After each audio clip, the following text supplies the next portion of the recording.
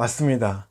여러분, 저를 포함한 여러분 모두가 어쩌면 성경을 잘못 읽어왔을 수도 있습니다.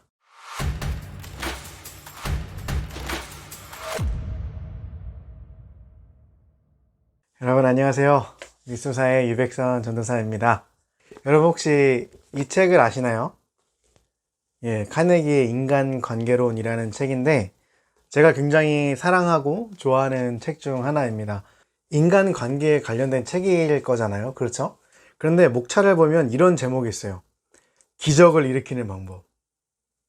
이거 하나만 보고 이게 인간관계에 대한 책이라는 것을 알 수 있을까요? 이처럼 여러분 성경책을 읽을 때도 마찬가지입니다.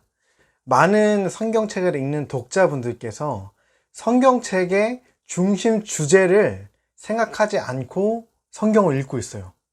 이렇게 되면 어떡할까요? 그 성경이라는 책을 쓴 그 저자의 의도를 제대로 파악하지 못하겠죠. 맞습니다. 여러분, 저를 포함한 여러분 모두가 어쩌면 성경을 잘못 읽어왔을 수도 있습니다. 오늘은 그것에 대한 얘기를 한번 해볼 거예요.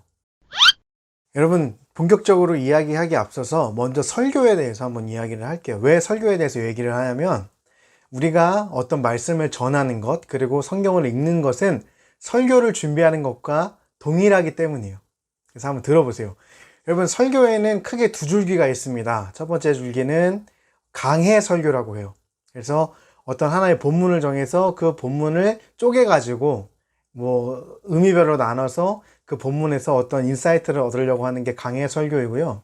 또 두 번째로 주제 설교라는 게 있는데 주제 설교는 예를 들어서 하나님의 사랑에 대한 설교를 할 거예요. 그러면 성경의 곳곳에 있는 하나님의 사랑에 대해서 이야기하는 구절들을 가지고 와서 설교하는 것을 주제 설교라고 이야기합니다. 이 강해 설교와 주제 설교의 단점이 있는데 그것은 뭐냐면 해석하는 사람, 성경을 해석하는 사람의 어떤 편협한 관점, 그리고 편견 같은 거에 따라서 하나님의 말씀을 잘못 해석할 수 있는 위험이 있다는 거예요. 그래서 여러분이 강해 설교를 하든지, 강해적으로 성경을 큐티를 할 때 보통 강해 설교적으로 여러분 접근을 많이 하시거든요. 큐티를 할 때든 아니면 주제적으로 여러분이 성경 공부를 하실 때든, 여러분이 중심 주제를 위주로 성경을 해석하고 성경을 보실 줄 알아야 됩니다. 이게 되지 않으면 여러분이 성경을 해석하는 거, 인스타그램에 여러분이 은혜 받은 거 올리는 것들이 굉장히 편협하고 하나님께 영광을 돌리기보다는 오히려 하나님을 욕되게 하는 글들이 될 수가 있다는 거예요. 자, 그러면 성경에서 가장 중요하다라고 말하는 거, 이 가장 중요한 전제가 도대체 무엇일까?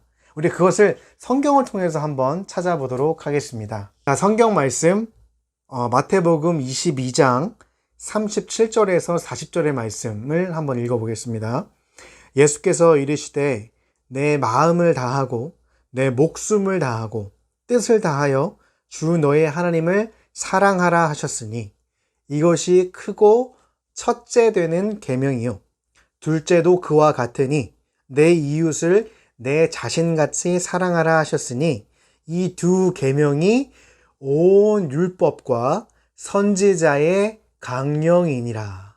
자, 단 한 문장으로 요약을 해보자면 우리가 성경을 읽고 해석하는 모든 그 중심 주제 가운데 뭐가 있어야 되냐면 사랑하라라는 중심 주제가 들어가 있어야 된다는 말씀이에요.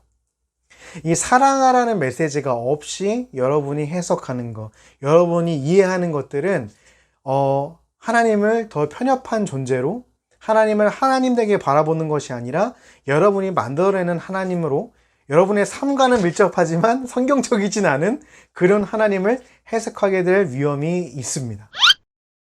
두 가지 예를 성경적으로 한번 들어보겠습니다. 첫 번째는 예수님께서 분명히 비판하지 말라라는 말씀을 하셨거든요. 마태복음 7장 1절에 보면. 그런데 우리가 가장 잘 아는 사도 바울은요. 갈라디아서 2장에서 이런 사건이 발생을 합니다.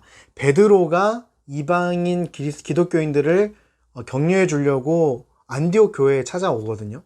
근데 그때 본교 예루살렘에서 파견 나온 유대인 기독교인들 때문에 이방인들하고 잘 어울리다가 이렇게 도망가는 그런 사건이 발생을 합니다.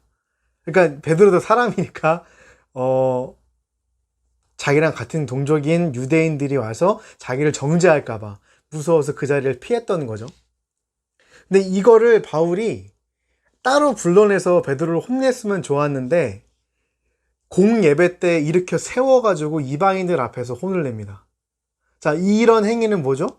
예수님이 가르쳐 주신 비판받지 않을 거면 비판하지 말라라는 예수님의 가르침을 정면으로 위배하는 거죠. 그럼 바울은 하나님의 말씀을 안 지키는 사람이네요. 이렇게 해석을 할 수 있잖아요. 그렇죠? 근데 그렇게 해석을 하면 안 되겠죠. 왜요? 바울이 그렇게 공개적으로 베드로를 책망한 이유는 첫째는 베드로를 사랑하기 때문입니다. 왜냐하면 하나님의 뜻은 베드로가 이방인들을 차별하지 않는 것이었거든요. 근데 베드로는 인간적인 마음에 이방인들을 본의 아니게 차별을 하게 되었죠. 두 번째는 바울이 이방인들을 사랑하기 때문이었어요. 그렇기 때문에 공개적으로 베드로를 책망함으로써 이방인들이 차별받는 것이 잘못되었고 그들이 사랑받는 존재들이라는 것을 다시 한번 공개적으로 얘기를 함으로써 이방인들을 향한 하나님의 그 사랑의 지위를 회복시켜 주는 것입니다.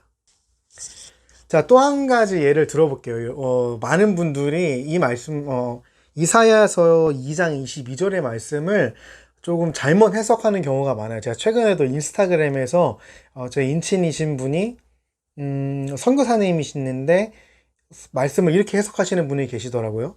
자, 이사야서 2장 22절을 보면 너희는 인생을 의지하지 말라. 그의 호흡은 코에 있나니 새말가치가 어디 있느냐 라는 말씀이요. 그분이 이 말씀을 올리면서 어떻게 얘기를 하셨냐면 사람을 의지할 필요 없다. 오직 하나님만 의지해야지. 뭐 이렇게 약간 상처받은 것 같은 그런 약간의 간증과 함께 이 말씀으로 큰 위로를 받았다는 식으로 포스팅을 하셨는데 이 말씀은 이렇게 해석해서는 안 됩니다. 자, 성경의 주제는 사랑하라예요. 하나님을 사랑하고 이웃을 사랑하는 거. 근데 이웃을 사랑하는 근간인 믿음을 깨버린다? 사람 의지하지 않아도 된다? 그럼 믿지 말라는 말이잖아요. 그죠? 자, 믿지 않는 사람을 어떻게 사랑할 수 있어요, 여러분? 신도, 하나님조차도 그렇게 사랑할 수 없습니다. 예? 믿음이 없으면 사랑은 있을 수가 없어요.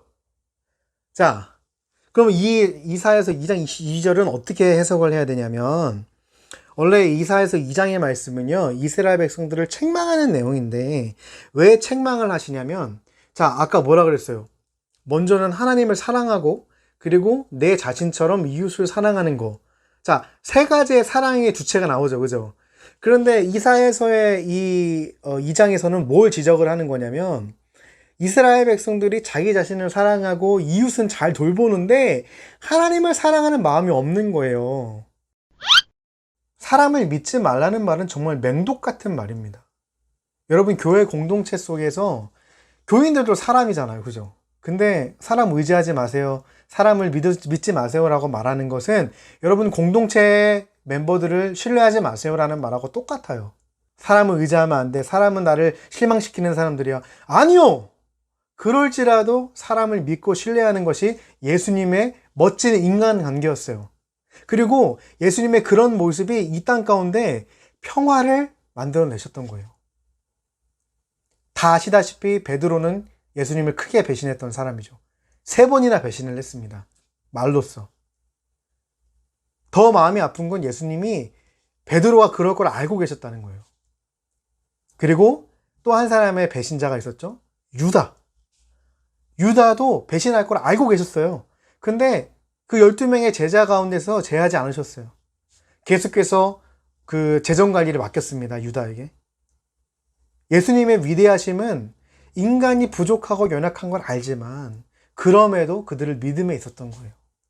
왜요? 사랑이라는 것은 믿음에 근간하기 때문입니다.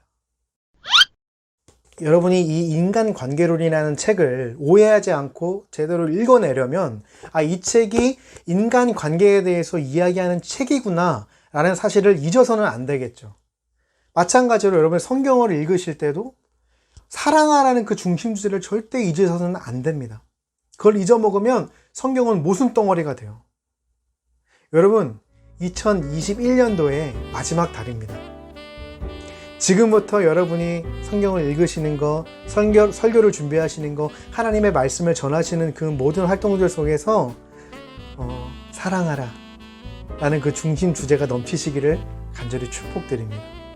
여러분의 성경을 읽는 삶, 또 신앙생활 가운데 하나님을 사랑하는 것, 이 사랑하라 라는 말씀이 온전히 이루어지시기를 예수님의 이름으로 축복드립니다.